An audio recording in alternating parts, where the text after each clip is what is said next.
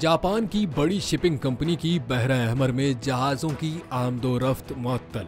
Company तर्जुमान के मुताबिक बहरा अहमर के करीब आमदोरफ्त करने वाले जहाजों को महफूज पानियों में इंतजार करने की हिदायत की है और वो रास्ते में तब्दीली पर गौर कर रही है। इसके अलावा जहाजरानी और नकलो हमल की दो दीगर जापानी कंपनियों ने भी अपने तमाम जहाजों की बहरा अहमर के रास्ते नकलो हरकत मुअत्तल करने का फैसला किया है, जिसकी वजह यमन के हूसियों और अमरीकी फौज की बहरा अहमर में झड़पें हैं। जबकि यमन में हूसी अफवाज पर अमरीकी और बरतानवी फजाई हमलों के आगाज के बाद कंबाइंड मैरीटाइम फोर्सेस ने जहाजरां कंपनियों को खित्ते से दूर रहने का मशवरा दिया था।